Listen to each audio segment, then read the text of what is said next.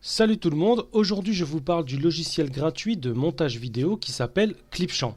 Ce logiciel de montage est disponible depuis le web, nativement sur Windows 11 et depuis le Microsoft Store sur Windows 10. Il est même disponible sur l'Apple Store. Dommage pour la communauté Android. Pour votre culture, Clipchamp a été fondé en Australie et fait partie intégrante de Microsoft 365. Après cette petite introduction, voyons ce qu'on peut réaliser avec Clipchamp. Pour ceux que ça intéresse, retrouvez sur la chaîne une vingtaine de vidéos dédiées à la découverte et l'utilisation de Clipchamp. Bien que réalisé en 2022 et que l'interface logicielle ait quelque peu changé, les principes et les outils sont identiques. Ouvrons quand même une nouvelle page pour voir en 2024 tout ce qu'on peut faire avec Clipchamp. Bien évidemment, la possibilité de faire des montages vidéo, de partir d'une page blanche ou d'utiliser un des nombreux modèles proposés par catégorie. Vous avez accès à une bibliothèque de contenu, de la musique, des effets, des vidéos libres de droit, des images, du texte, des graphismes et j'en passe. Cet outil intègre également un logiciel de captation vidéo. Vous allez pouvoir enregistrer votre webcam ou bien votre écran ou les deux à la fois. Un outil puissant de synthèse vocale est mis à disposition et vous permet de retranscrire du texte en voix dans 70 langues et dans plus de 170 voix différentes. Selon l'abonnement que vous aurez pris, vous aurez la possibilité d'avoir vos logos, votre charte graphique, de travailler sur fond vert, d'incruster des vidéos dans vos autres vidéos ainsi que des images. Vous pourrez bien évidemment dupliquer ou découper vos vidéos, les recadrer, créer des gifs et encore plein d'autres choses. 9, 8, 7, 6, 5, 4, 3, 2, 1. La règle numéro 1 que je me suis fixée, c'est de toujours donner un titre à ma vidéo, puis de choisir le format à exporter selon le média que je vais utiliser. Cliquez Déposer depuis votre explorateur vous permet de charger dans Clipchamp l'ensemble de vos ressources. Vous pouvez les afficher par type, vidéo, audio ou image. Chaque ressource peut être supprimée ou ajoutée à la timeline via les boutons dédiés. Une fois votre ressource ajoutée, celle-ci s'affiche dans le lecteur et dans la timeline. La barre d'outils flottante permet de modifier votre ressource, que ce soit une image ou une vidéo.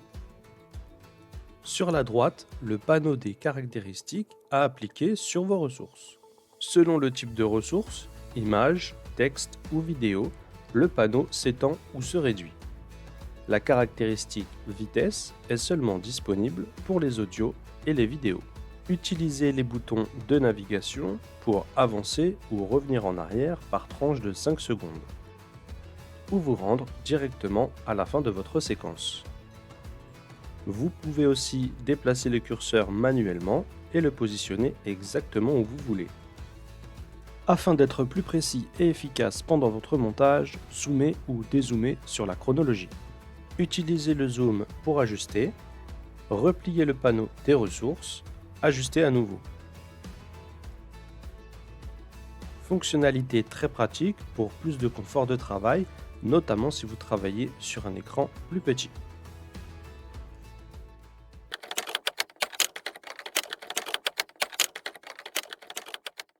À présent, je vais vous montrer comment manipuler vos ressources.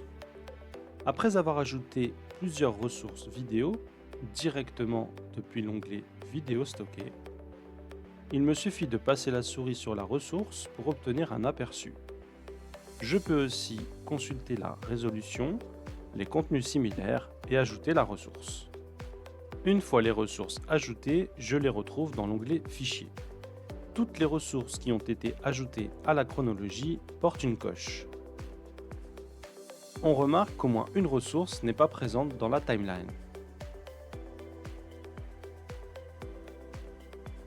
Pour changer les caractéristiques de ma ressource, il me suffit de cliquer dessus, puis de choisir la caractéristique à modifier. En revanche, pour afficher la barre d'outils flottante, la sélection de la ressource ne suffit pas. Vous devez positionner votre curseur sur la séquence souhaitée, puis cliquer dans le lecteur.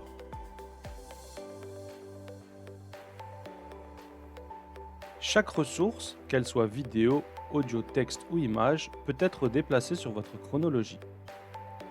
La ressource peut être placée entre deux séquences, elle peut occuper un espace vide. Vous pouvez aussi superposer vos ressources selon votre scénario. Il est possible de réduire et d'étendre la séquence dans une certaine limite. En manipulant nos ressources, nous avons laissé du vide, symbolisé par des zones hachurées. Il suffit de les survoler, de cliquer sur la corbeille pour les supprimer. Si la corbeille n'est pas visible, il suffit de faire alors un clic droit. Nous allons occuper cet espace vide en rapprochant nos séquences. Pour cela, groupez les séquences afin de déplacer l'ensemble jusqu'à l'emplacement souhaité. Vous avez remarqué que de nombreux raccourcis clavier existent dans Clipchamp. Pour gagner en confort et en efficacité, utilisez-les. La liste des raccourcis est disponible depuis le menu Clipchamp, raccourcis clavier. En tête de liste, les raccourcis les plus utilisés, très pratiques au quotidien. Utilisons-les.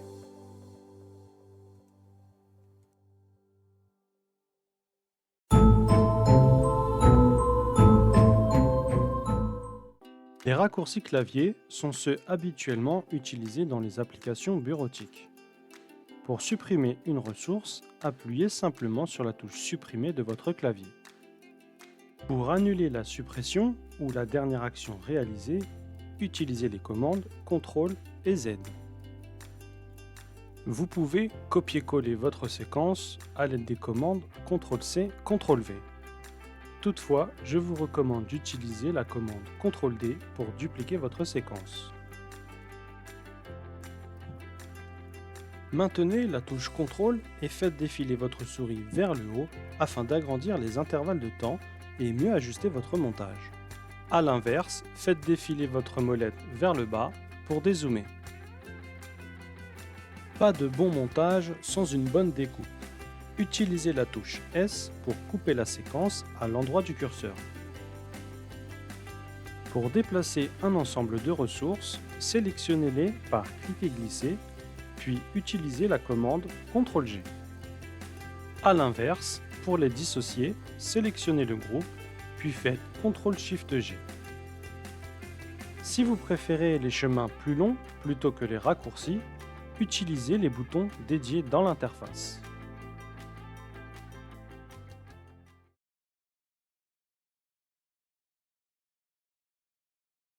Si votre image ou votre vidéo n'occupe pas l'ensemble du cadre, utilisez le bouton Remplir.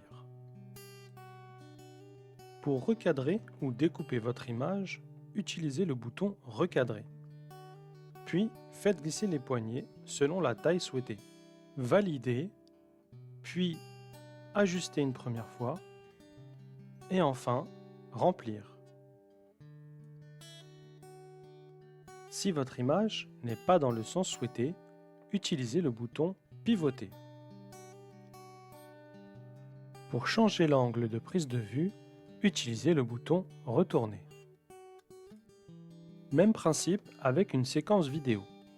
Je veux réduire le champ pour ne plus voir les personnes qui se trouvent ici. Je clique sur Recadrer, j'utilise les poignées de redimensionnement, je valide, je remplis. Pour incruster une image dans ma séquence vidéo, j'ajoute l'image sur ma chronologie, mais pas n'importe où. En effet, je peux placer l'image au-dessus ou en dessous. Toutefois, si l'image est placée en dessous, celle-ci sera invisible lors de la séquence. Vous devez placer votre image au-dessus de votre vidéo. Ainsi, vous verrez bien les deux séquences qui se superposent. Une fois l'image incrustée, j'utilise le bouton Image dans l'image pour définir son emplacement, puis sa taille.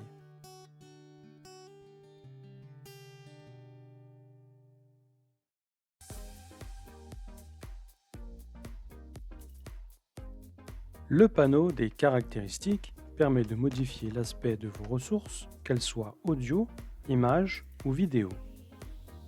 Pour une ressource audio, vous pouvez réduire le volume pour en faire un fond musical. Appliquer un fondu pour introduire votre musique ou l'apaiser en fin de séquence. Accélérer ou réduire sa vitesse, ce qui aura pour conséquence d'allonger la durée sonore ou de la réduire sur votre chronologie. Pour une ressource image, l'application d'un fondu permettra de faire apparaître ou disparaître votre ressource d'une manière moins brute et beaucoup plus douce. L'onglet Filtres vous propose un large choix de filtres gratuits. Choisissez un filtre, puis réglez son intensité. Ajustez les couleurs pour aller plus loin dans la personnalisation du rendu de votre image. Ajustez l'opacité ou réinitialisez pour recommencer. Passons aux caractéristiques de la ressource vidéo. On retrouve un onglet supplémentaire, Vitesse, qui permet de ralentir le flux vidéo ou de l'accélérer. Démonstration. Ici, la séquence originale sans avoir modifié la vitesse.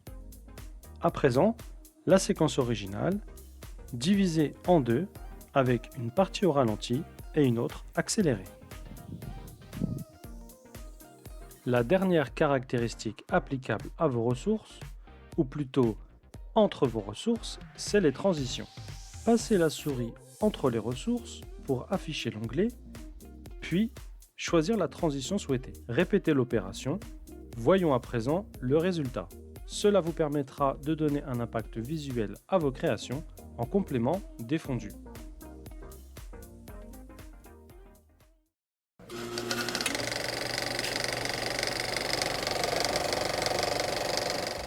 Les prochaines vidéos vont aborder le panneau des ressources plus en détail. Et on commence avec l'onglet Enregistrer. Voilà les 4 types d'enregistrement possibles. 3 concernant la vidéo et 1 pour l'audio. Après avoir cliqué sur ce choix, le bouton d'enregistrement apparaît. Avant d'appuyer dessus, choisissez la source audio. Si vous voulez couper votre micro, choisir Aucun. Puis appuyez sur le bouton rouge. En choisissant d'enregistrer l'écran complet, votre barre des tâches sera visible, si vous ne l'avez pas masqué. Parmi l'ensemble de vos fenêtres ouvertes, filmez seulement l'une d'entre elles en choisissant la fenêtre qui convient. Une page web, un logiciel, etc. Je vous laisse découvrir le choix Tabulation. Enfin, cliquez sur Partager. L'enregistrement de l'écran 1 a démarré. Pensez à masquer cette barre flottante pour l'esthétisme de votre vidéo. À présent, tout ce que vous faites est enregistré. On remarque d'ailleurs le navigateur, l'URL, la barre des favoris. Masquez tout cela en appuyant sur F11 avant ou pendant l'enregistrement. Pour mettre fin à l'enregistrement, retournez dans Clipchamp, puis appuyez sur le bouton Stop. Votre capture s'affiche et défile normalement. Vous pouvez alors réaliser une nouvelle prise de vue ou enregistrer et monter votre séquence. La séquence enregistrée se charge dans vos fichiers et est automatiquement ajoutée à la chronologie. Il ne vous reste plus qu'à recadrer, découper et affiner votre capture vidéo. La synthèse vocale pour vous servir.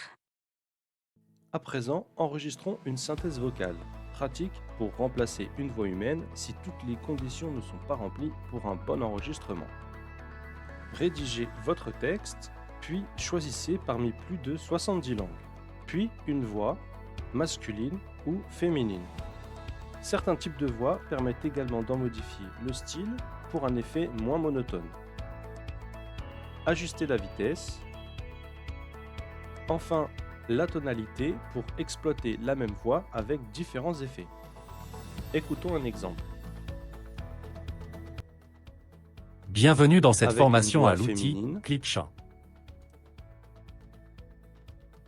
Bienvenue dans cette Il vous formation à faudra l'outil plusieurs essais Clipchamp. pour trouver la voix qui vous convient. Une fois la synthèse importée, associez-lui par exemple une image. Ajustez la durée de l'image sur la longueur de votre synthèse vocale. Réduisez le panneau des ressources. Ajustez pour un meilleur confort visuel. Écoutons le résultat. Bienvenue dans cette formation à l'outil Je vous Clipchamp. rassure, je ne vous demanderai aucune rançon pour suivre ma formation, mais l'effet est garanti.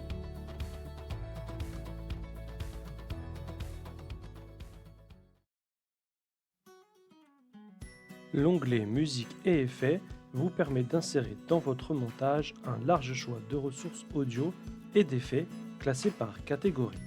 Pour ceux utilisant la version gratuite, vous trouverez en tête de liste les ressources libres de droit. Cliquez sur Voir plus pour accéder à l'ensemble des contenus gratuits. Affichez uniquement les musiques ou les effets spéciaux appelés aussi SFX. Faites glisser la ressource souhaitée sur votre chronologie ou cliquez sur le bouton dédié. Passons à l'onglet Vidéo, même principe avec un classement pratique par catégorie et toujours ce qui est libre de droit en tête de liste. Passez votre souris sur la ressource pour en avoir un aperçu. Puis, ajoutez-la à votre chronologie. L'onglet Vidéo contient aussi des arrière-plans et des volets d'abonnement. Choisissez ceux qui vous conviennent et ajoutez-les à votre chronologie. Enfin, l'onglet Images, peu fourni mais très utile. Ajoutez votre ressource. Ajoutez un bloc de la couleur de votre choix. Enfin, choisissez la couleur de votre cadre vidéo. Retrouvez toutes vos ressources ajoutées dans l'onglet Fichier.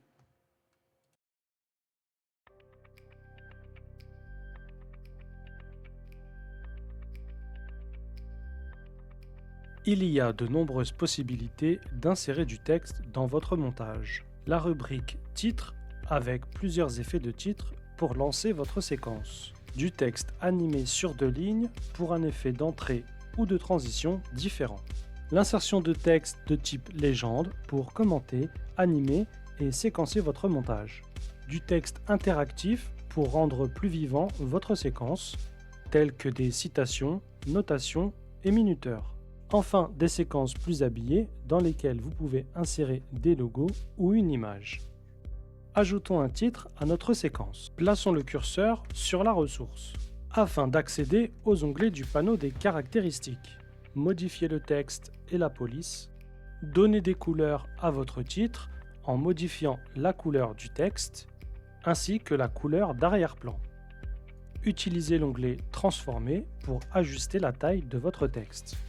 Adoucissez l'apparition de votre texte en ajoutant un fondu en ouverture ou en fermeture. Donnez un effet visuel supplémentaire à votre texte en y ajoutant un filtre de votre choix. Nous avons changé le texte, la police, les couleurs, ajouté un filtre et un effet de sortie.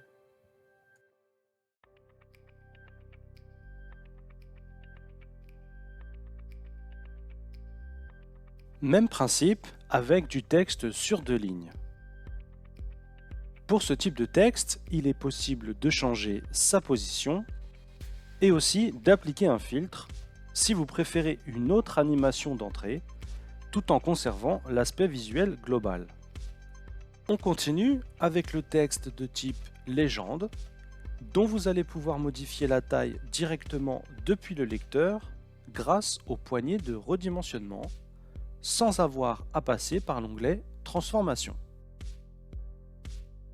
À présent, du texte hors catégorie, avec une citation pour donner de la profondeur et du caractère à votre présentation.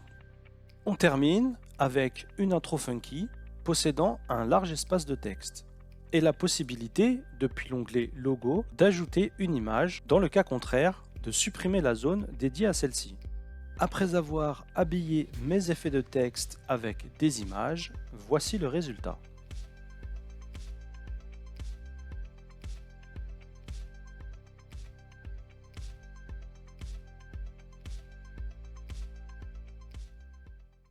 Vous avez remarqué la présence de nombreux graphismes tels que des gifs, des autocollants pour attirer l'attention, tout comme des annotations de différentes formes pour pointer sur la séquence ou faire passer un message d'une manière plus fun et même plus sérieusement pour lister des étapes. Retrouvez donc toutes ces ressources dans l'onglet Graphisme. Dans le cadre de cette formation, je n'ai utilisé que les 3 derniers, je vous laisse découvrir tous les autres.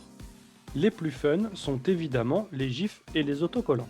Il suffit de taper un mot-clé comme un titre de film pour voir apparaître des ressources drôles et communicatives. Autre exemple avec le nom d'un acteur. Même principe avec les autocollants. Pratique pour exprimer un sentiment et aussi s'exprimer sur un thème en particulier, Comme pour les autres ressources, vous pouvez ajouter un filtre, changer le sens de la séquence, son graphisme et même réduire ou accélérer la vidéo, comme ce fut le cas pour les besoins du film.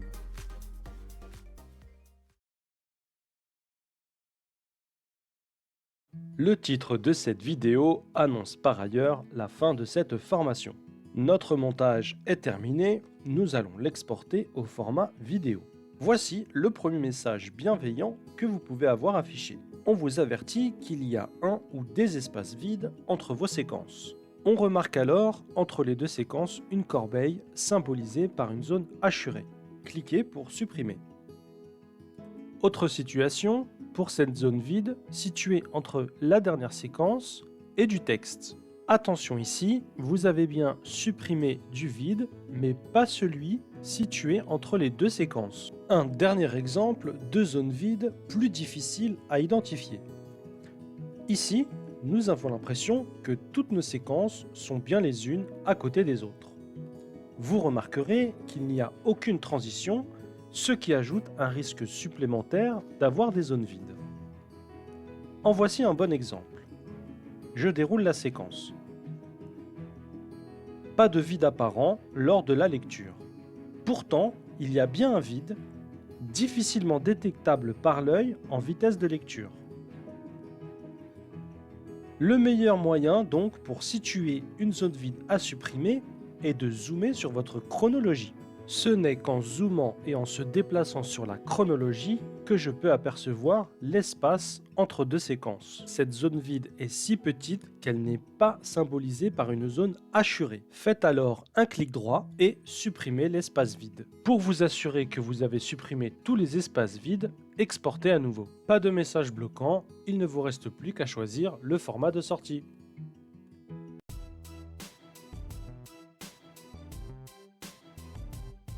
Nous arrivons au dernier onglet Transition que je vais vous présenter tout de suite. Si vous souscrivez à la version Premium, je vous laisse découvrir le kit de marque et pourquoi pas faire votre propre tutoriel sur le sujet. Parlons des transitions. Celle-ci permet à vos ressources de se suivre d'une manière dynamique, sans être brutale visuellement. Ici, deux séquences sans transition. On remarque qu'il n'y a pas d'icône de transition et lorsque l'on passe la souris, l'icône Ajout d'une transition s'affiche. Deux manières d'ajouter une transition. Depuis l'onglet Transition, choisissez la transition et faites-la glisser entre les deux séquences de votre choix. Voyons le résultat. Ensuite, répétez l'opération autant de fois que nécessaire. L'autre manière, c'est d'ajouter une transition depuis l'icône matérialisée entre les deux séquences. Puis, depuis l'onglet Transition à droite, d'appliquer l'effet de votre choix sans avoir à cliquer glisser. De plus, vous pouvez définir la durée de la transition, qui est matérialisée ici par une fenêtre verte qui s'étend et se réduit. Voici le résultat.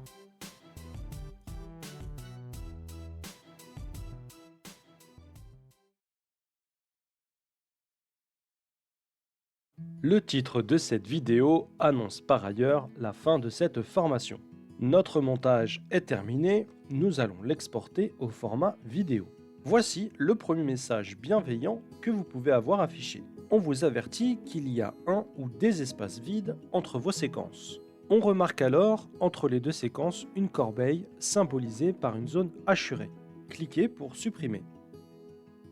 Autre situation, pour cette zone vide située entre la dernière séquence et du texte. Attention ici, vous avez bien supprimé du vide, mais pas celui situé entre les deux séquences. Un dernier exemple de zone vide plus difficile à identifier. Ici, nous avons l'impression que toutes nos séquences sont bien les unes à côté des autres. Vous remarquerez qu'il n'y a aucune transition, ce qui ajoute un risque supplémentaire d'avoir des zones vides. En voici un bon exemple. Je déroule la séquence. Pas de vide apparent lors de la lecture. Pourtant, il y a bien un vide, difficilement détectable par l'œil en vitesse de lecture. Le meilleur moyen donc pour situer une zone vide à supprimer est de zoomer sur votre chronologie. Ce n'est qu'en zoomant et en se déplaçant sur la chronologie que je peux apercevoir l'espace entre deux séquences. Cette zone vide est si petite qu'elle n'est pas symbolisée par une zone hachurée. Faites alors un clic droit et supprimez l'espace vide. Pour vous assurer que vous avez supprimé tous les espaces vides, exportez à nouveau. Pas de message bloquant, il ne vous reste plus qu'à choisir le format de sortie. Si cette formation en one shot t'a plu, encourage-moi avec ton pouce, laisse-moi un commentaire pour m'envoyer de la force et abonne-toi, ça fait toujours plaisir. Tu peux retrouver chaque partie de la vidéo qui t'intéresse sur la chaîne. Ciao les amis!